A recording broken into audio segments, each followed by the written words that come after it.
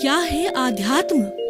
दर्शन, चिंतन धारा, विद्या या संस्कृति की परंपरागत विरासत। आध्यात्म दर्शन यानी जीवन का शाश्वत सत्य।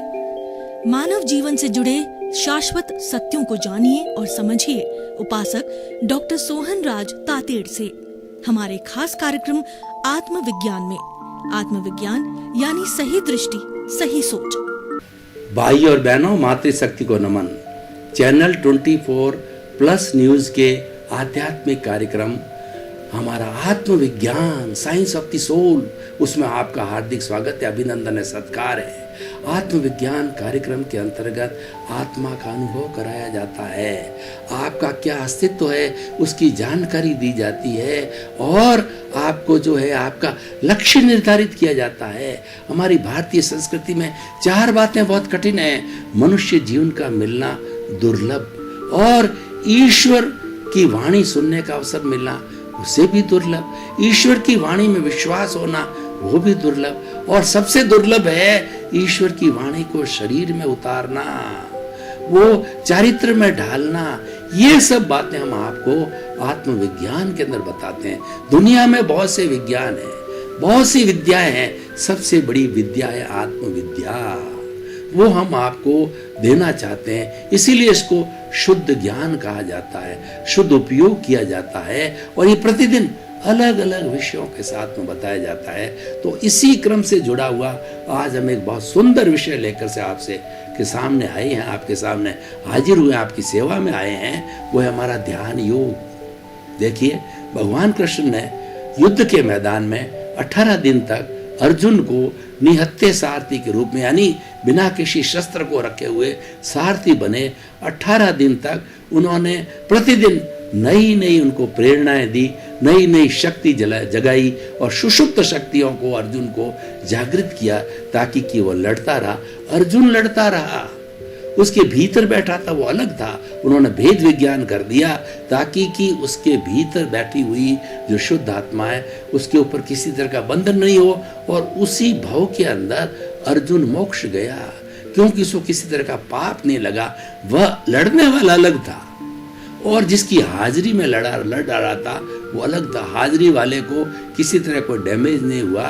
तो उसके अंदर पहले जो 6 अध्याय थे वो कर्म योग के थे, दूसरे जो अध्याय थे वो भक्ति योग के थे, तीसरे 6 अध्याय थे वो ज्ञान योग के थे, और निष्कर्ष के अंदर ये बताया गया ध्यान योग। इन सब की हम समीक्षा करें तो ध्यान योग था। ध्यान योग एक समीक्षा का योग था गीता के हिसाब से। और वैसे ध्यान तो बहुत ही प्रसिद्ध है। हमारे धार्मिक ग्रंथों के अंदर जो अंतिम अवस्था आती है वो समाधि की अवस्था आती है। वो समाधि की अवस्था ध्यान है, वो निरालंबन ध्यान है। जब हम सारे आलम्बन छोड़ करके अपने सेल्फ रियलाइजेशन के ध्यान में लगते हैं, वो निरालंबन ध्यान है। मेडिटेशन को सबसे ऊंचा स्थान दिया गया है। अगर हम जैन धर्म की बात करें तो जैन धर्म में तप के 12 भेद बताए हैं, निर्जरा के 12 भेद बताए हैं। 6 जो भेद है वो बाह्य के हैं, हर एक की शक्ति समान नहीं होती है। जो प्रारंभिक अध्यात्म करने वाले हैं, भक्ति करने वाले हैं, धर्म करने वाले हैं, उनको अनशन, उनोदरी, भिक्षाचरी, रस परित्याग, काय कलेश, प्रतिसल्लीनता, ये 6 जो है बाहर के उनको धर्म बताए, तप बताए, बाहर के निर्जरा बताई, और ये बाहर की ये साधना बताई। और जो लोग ज़्यादा एक्सपर्ट है, वो ग्रेजुएट है, पोस्ट ग्रेजुएट है, डॉक्टरेट है, तो उनकी बुद्धि विकसित है।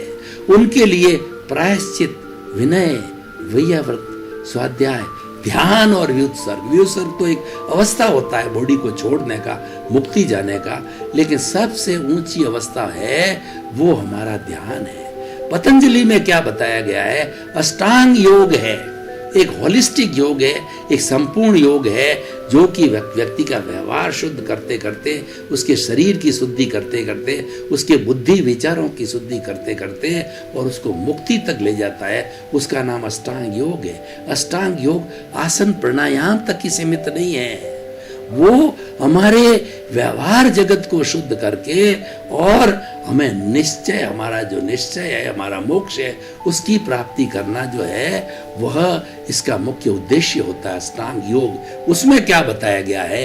यम, नियम, आसन, प्राणायाम, प्रत्याहार, धारणा, ध्यान और समाधि। समाधि जो है वो हमारा उच्च कोटि का मेडिटेशन है, उच्च कोटि का ध्यान है। इस दुनिया में जितने भी धर्म हैं और विश्व के मुख्य 8 धर्म हैं, कौन कौन से? Hinduism, Buddhism, Jainism, Sikhism, Christianity, Islam, Judaism, Zoroastrian. इन 8 धर्मों के अंदर ध्यान को सर्वोच्च स्थान दिया गया है। सबसे उच्च साधना ध्यान की होती है। और हमारे भीतर जितनी अशुद्धि भरी पड़ी है, उस अशुद्धि को देखना, ये ध्यान है।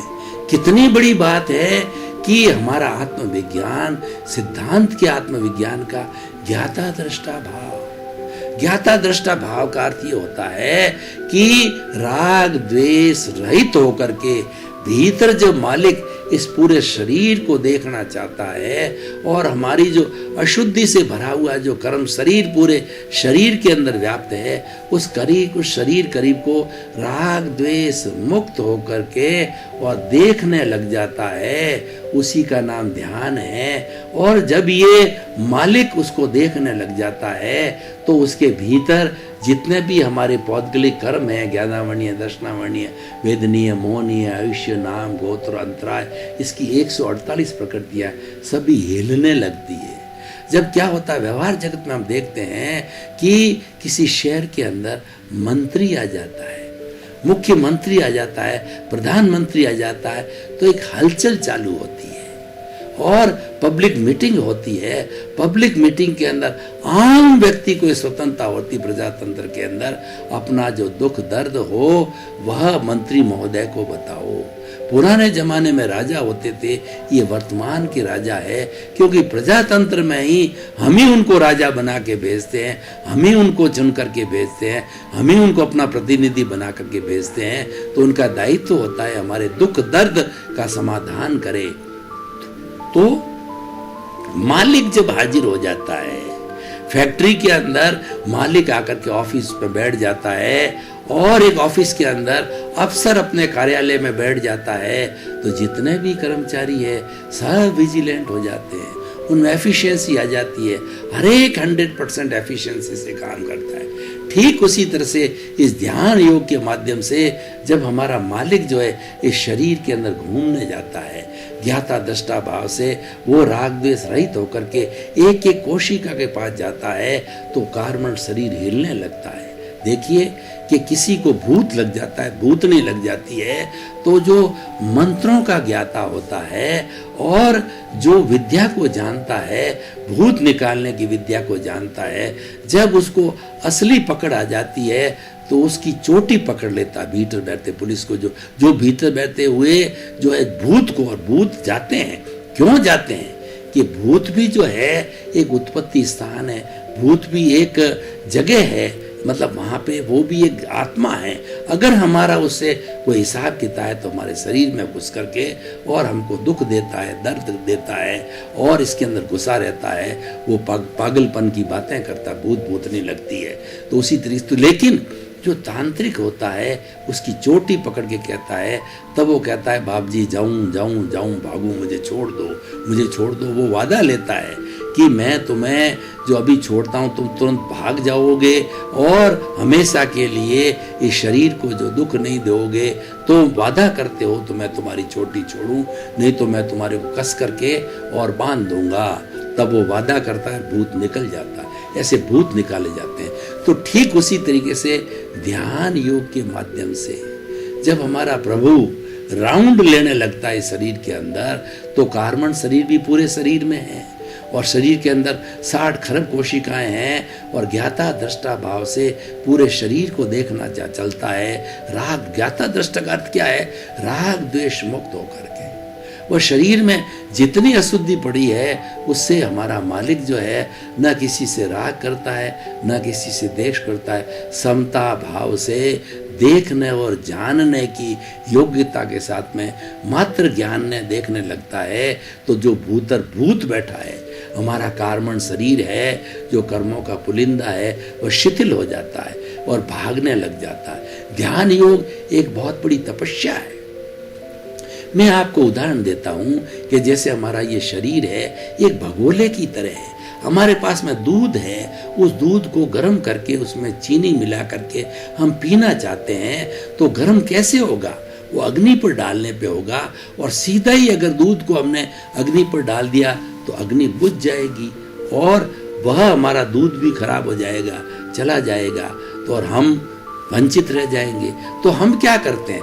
उस दूध को भगोले में डालते हैं, भगोले में डाल करके और अग्नि पर रखते हैं तो धीरे धीरे ज्यों ज्यों ताप लगता है, ताप लग करके आपने देखा होगा टर्बुलेंस पैदा होता है। छोटी छोटी बूंद के जो परमाणु हैं ऊपर आते हैं, 1 2 4 5 10 100 1000, और वो सारे जो है वो बुदबुदाते हुए जो ऊपर आते हैं उसको टर्बुलेंस बोला जाता है।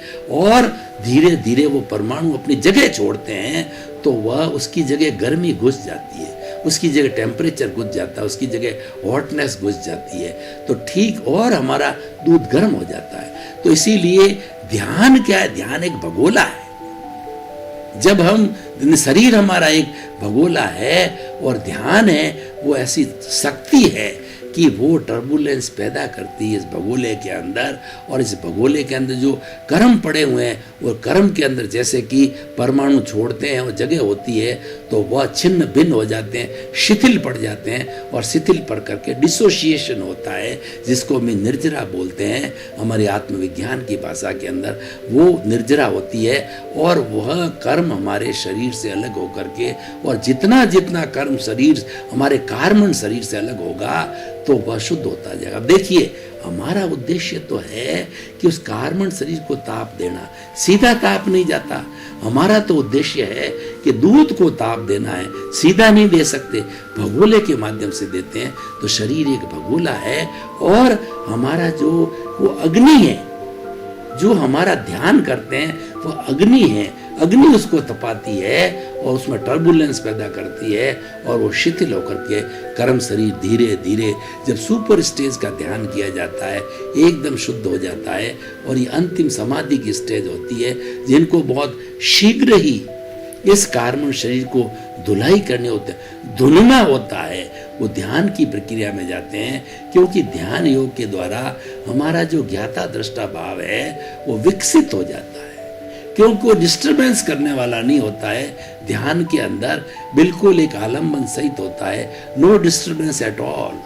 और जो ध्यान किया जाता है शांतिपूर्ण जगह में होता है, साफ जगह में होता है, और एक ऐसा आसन जिससे शरीर भी अपन को परेशान न करे। श्वास शिथिल होना चाहिए, शरीर में पहले कायोत्सर करके बांध किया जाता है, यानी पूरे शरीर के अंदर ये ऑटो सजेशन दिया जाता है कि मेरे शरीर के अंदर जो कोशिका एक एक रोम रोम कोशिका शिथिल हो जाए, शिथिल हो जाती है।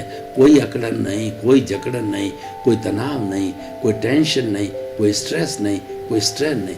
जब बिल्कुल शवासन हो जाता है, कायोत्सर्ग हो जाता है, श्वास शिथिल हो जाता है, तो फिर पीछे जब ध्यान किया जाता है न तो हमारा ध्यान इधर जाता है न उधर जाता है, न भटकता है, सर्व ज्ञाता दृष्टा रहता है।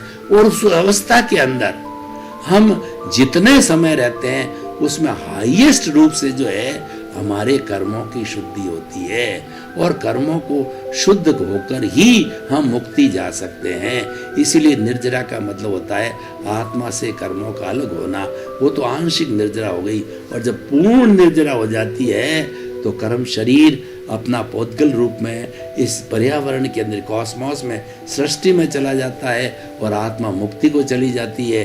और ये पंचभूतात्मक शरीर होता है उसको जला दिया जाता है। जला देने के बाद के अंदर इसके अंदर 5 भूत होते हैं, पृथ्वी पृथ्वी में, जल जल में, अग्नि अग्नि में, वायु वायु में, आकाश आकाश में। क्यों कि सृष्टि की बड़ी विशेषता है कि सृष्टि की जो भी एनर्जी होती है वो तीनों काल में एक सी रहती है, कोई एनर्जी इसकी घटती नहीं है। आइंस्टीन ने सिद्धांत दिया इस पूरे ब्रह्मांड के अंदर E = mc²। ई का मतलब ये एनर्जी पूरे ब्रह्मांड की कोई भी एनर्जी आज से युगों युगों पहले थी, आज भी इसके अंदर वही एनर्जी है, कोई घटती बढ़ती नहीं। E=mc²। m का मतलब मास, जितनी वस्तुएं, जितने शरीर, जितने पुद्गल इसके अंदर है, वो उसकी मात्रा m, उसकी मास होती है mc²। E=mc²। c एक कांस्टेंट है, और उससे क्या होता है, इस सृष्टि के अंदर एनर्जी वही होती है, उसका रूपांतरण होता है, ठोस द्रव में बदल जाता है, द्रव गैस में बदल जाती है, गैस जो है पुनः वापस ठोस में बदल जाती है, एक एनर्जी दूसरे एनर्जी में बदलकर हमारे पास जो टीवी के चित्र आते हैं वो क्या है, ये सारी वाइब्रेशंस है। हम बोलते हैं तो हमको जो ऑडियो सुनाई देती है ये वाइब्रेशंस है, और हम मोबाइल से जो बात करते हैं देश में विदेश में, ये वाइब्रेशंस के आधार के ऊपर ये सारा आविष्कार हुए हैं। ये पूरी सृष्टि ये वाइब्रेशन से भरी हुई होती है। ऐसा बताया गया है कि एक परिंदा भी जब इस सृष्टि के अंदर पर मारता है तो पूरी सृष्टि हिलती है। हमारा मोबाइल का स्क्रोल देखो, स्क्रोल को धक्का देते हैं, कितना तेज भागता है, क्योंकि ये सारा सापेक्ष है और ये पूरा जुड़ा हुआ है, इसलिए हमारा जीवन सापेक्ष है। 84 लाख जीवा योनियों का जीवन सापेक्ष है, वो अकेला कुछ भी नहीं कर सकता, एक दूसरे के सहयोग से ही काम चलता है। परस्परोपग्रो जीवन आप। तो हम बात करे थे ध्यान योग की, बहुत सुंदर योग है। अब हम इसके निष्कर्ष पर आते हैं कि आखिर हम ध्यान योग की इतनी चर्चा करते हैं, इतना हमारे धार्मिक ग्रंथों में कहा गया है, तो ध्यान के लिए तो मैं पहले ही बता दिया है, कोई चीज़ का ध्यान नहीं रखोगे तो बिगाड़ होगा। टीचर को टीचर का ध्यान रखना पड़ेगा, गृहिणी को गृहिणी अपने काम का ध्यान रखे, और माता पिता अपने बच्चों का ध्यान रखे। हर एक को अपना अपना जैसी ड्यूटी है, दायित्व है, ध्यान। और आप गाड़ी चला रहे हो, ध्यान नहीं रखोगे तो एक्सीडेंट हो जाएगा। अगर आपका आमदनी कम है, खर्चा ज़्यादा कर दिया, ध्यान नहीं रखोगे, आप पे कर्जा चढ़ जाएगा और आप तकलीफ में आ जाओगे। इस तरह से ध्यान योग तो हमारे बाह्य जगत में कितनी आवश्यकता है ध्यान की, तो भीतरी जगत में तो उससे ज़्यादा इसका उपयोग होता है, क्योंकि भीतरी जगत के अंदर अगर उच्चतम साधना करनी है, किसी को उच्चतम डिग्री PhD की लेनी होती है, तो उसको बहुत पढ़ना पड़ता है, बहुत ज्ञान को एकत्रित करना पड़ता है, अपनी बुद्धि को सुपर बनाना पड़ता है, इंटेलेक्चुअल होना पड़ता है। तो आध्यात्मिक क्षेत्र में हमारे आत्मविज्ञान के अंदर सुपर बनने के लिए ध्यान सबसे बड़ा माध्यम है, और ये ध्यान एक भावक क्रिया है। ध्यान को जो है प्रैक्टिकल रूप में ये बताया गया है कि अगर हम प्रवचन दे रहे हैं और वर्तमान में जी रहे हैं और हमारा ध्यान प्योरली प्रवचन के अंदर है, तो ये सबसे बड़ा ध्यान है। क्योंकि आप सबसे बड़ा ध्यान कौन सा है कि प्रेजेंट में रहना, न तो फ्यूचर में जाना, और न जो है हमारा मतलब हमारा भविष्य के अंदर जाना, न तो फ्यूचर हो न पास्ट हो, सिर्फ प्रेजेंट के अंदर हो। इसलिए कहा गया yesterday has gone away, tomorrow never exist, कल कभी नहीं आता। The moment of the present is with us to do something. What is to do? ध्यान रखो, भावक क्रिया करो कि आप हर वक्त वर्तमान में जियोगे तो आपका विकास ही विकास है। और हम वर्तमान में जीते हैं तो सबसे बड़ी बात क्या है, हम राग द्वेष से मुक्त होते हैं, क्योंकि हमारा चिंतन वर्तमान में रहता है। और राग द्वेष कब पैदा होता है कि हम वर्तमान से चूक करके भूत भविष्य में जाते हैं, तब राग द्वेष खड़ा होता है। ये अच्छा है, ये बुरा है, ये लाइकिंग है, ये डिसलाइकिंग है, ये भोजन अच्छा नहीं, स्वादिष्ट नहीं है, ये खारा है, ये मीठा है, ऐसा है, वैसा है। ये सारा राग द्वेष पैदा होता है, और वही दुख का कारण होता है, वही कर्म बंधन का कारण है, वही अशुद्धि है। और दुनिया में जितना भी जो है बुराई पैदा करने वाला है, मात्र एक चीज़ है, किसी भी चीज़ के अंदर कोई बुराई नहीं, न तो सृष्टि में बुराई है, न हमारी नेचर माँ के अंदर है, न ब्रह्मांड के अंदर है, न 84 लाख जीवा योनि में। सिर्फ जिसके भीतर ये राग द्वेष है, और वो राग द्वेष तो जड़ में पदार्थ में हो ही नहीं सकता, क्योंकि जड़ पदार्थ तो राग द्वेष को जनरेट नहीं करता है। जनरेट करने वाला है चेतन तत्व है, क्योंकि सुख दुख की अनुभूति वो करता है। संवेदना वो करता है, और संवेदना से जुड़ा हुआ राग द्वेष होता है, अहंकार होता है।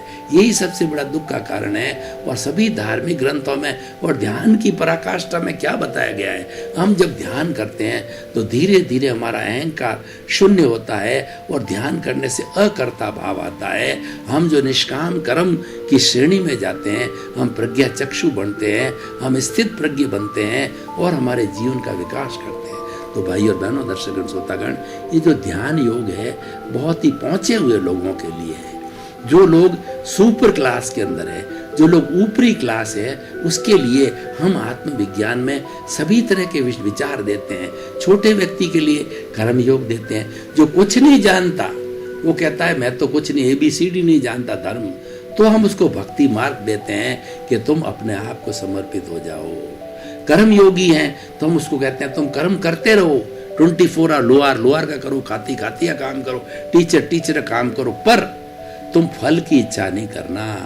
और जो लोग बहुत सुपर स्टेज के, जो मान लो साधक हैं, साधु है, सन्यासी हैं, अच्छा जो करने वाले हैं साधना, उनको हम ये ध्यान योग देते हैं। और भगवान कृष्ण ने ध्यान योग को निष्कर्ष में लिया है कि भक्ति योग करते हुए और कर्म योग करते हुए, ज्ञान योग करते हुए, अगर आप सुपर क्लास में जाना चाहते हो, आप गीता का सारांश निकालना चाहते हो, तो तुम ध्यान योग के अंदर हो, प्रेजेंट के अंदर हो, जो काम करना है उसी में रहो। तो क्या होगा, सारी आपकी एफिशिएंसी जो है वो प्रेजेंट में आ जाएगी। जब कोई व्यक्ति अपनी फुल एफिशिएंसी से काम करता है, तब उसको टारगेट अचीव हो रहा है। अर्जुन को जब संयम रचा गया द्रौपदी का, तो एक शर्त थी कि जितने भी राजकुमार हैं, उन सब राजकुमारों को अपने अपने धनुष से एक ऊपर मछली बांध दी थी जिसकी की आंख खुली थी, और नीचे जो है एक तालाब टाइप बना दिया था, उसमें उसके जो है आंख दिख रही थी उस मछली की। और हर राजकुमार को बोला गया, पूछा गया, क्या गया, अपना अपना जवाब दिया। अर्जुन ने अपनी सारी शक्तियों को वर्तमान में केंद्रित किया, वो ध्यान योग के अंदर चला गया। अर्जुन तो बहुत पहुंचा हुआ था, उसने कहा मुझे कुछ नहीं दिखता है, मुझे तो जो परछाई दिख रही है, मछली की आंख की परछाई दिख रही, उसको भेदना है, ना इधर दुख दिखता है ना उधर दिखता है। मेरे को तो सिर्फ जो उस मछली की आंख जो भेदनी दिखाई देती है। और उसने सारी शक्तियों को जागृत करके, शक्तियों को एक जगह इकट्ठा करके, और उस मछली की जो है आंख को भेद दिया। और उस समय में द्रौपदी का विवाह जो है अर्जुन के साथ में हुआ, और सभी राजकुमार डिफीटेड हुए। भाई और बहनों, आपका बहुत बहुत धन्यवाद। हमारा ये साइंस ऑफ द सोल आत्मविज्ञान है, आपको प्रतिदिन ऊंचाई में ले जाएगा। ऊंचाई किसकी? सेल्फ रियलाइजेशन की, आत्मनिरीक्षण की, आत्म परीक्षण की, आत्म प्रशिक्षण की। और मैं कौन हूँ इसके अस्तित्व की जानकारी करने के लिए दुनिया में सबसे जो कठिन काम है, अपने आप को जानना, अपने आप की जानकारी कराने वाला आत्मविज्ञान है। आप देखते रहिए, इसका आनंद उठाते रहिए। आपका जीवन आनंदमय हो, धन्य हो, मंगलमय हो। आपके प्रति आत्मविज्ञान में आत्मविज्ञान यानी सही दृष्टि, सही सोच।